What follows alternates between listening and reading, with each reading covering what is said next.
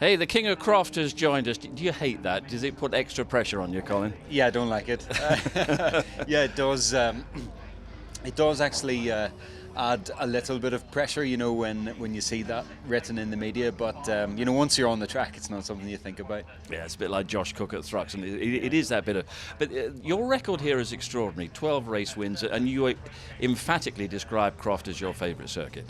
Yeah, it always has been, Steve. From I first came here in a Fiesta, and probably won that race. It's somewhere that I just got the knack of straight away, and it's a very technical circuit, and I enjoy that.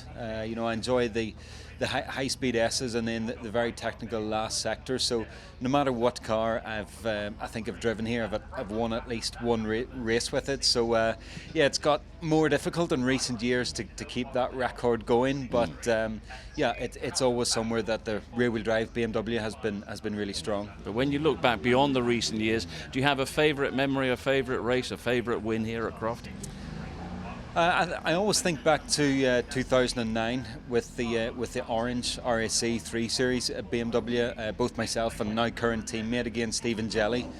We pretty much blitzed the weekend and were unstoppable. So that's definitely a highlight. But even going further back than that, I think actually I got my first podium here, 2002 in the Team Atomic Kitten car, and it was myself, David Leslie and Alan Morrison on the podium. I think Paul O'Neill creeped onto a very bottom step there as well somewhere. Yeah. So that was, and the podium was actually down at turn 1, so it must have been the final race of the day. So, you know, those are fond memories thinking back to, you know, particularly David Leslie. And you need more of that this weekend, because you can't afford to let that gap to Ash get any bigger this weekend. Yeah, for sure. It's, I think, just over 40 points, so it's quite critical that we take some of that back, but it's very close from P2 where Tom Ingram is to P5. It's 11 points, so I'm really well positioned actually coming into this weekend. Don't have too much weight in the car, 39 kilos, but I'm quite close in the points. But for sure we need a strong qualifying and you know, really collect as many points as we can. Interesting weekend with the soft tyre option and the prospect of maybe some serious rain tomorrow. Yeah, it's whether I even get onto that soft tyre. You know, I don't have too many options left when I have to run it, and it will be the faster tyre here tomorrow, I think.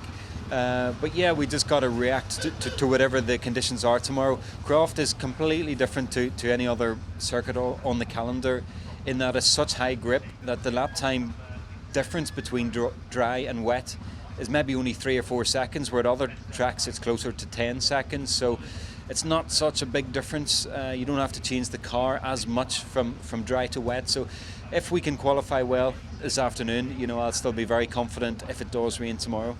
And it's a time to establish momentum, because we got that strange situation in the Touring Car Championship, which we rarely have, back-to-back meetings with Silverstone coming next weekend. What you do here, you sort of carry forward next weekend.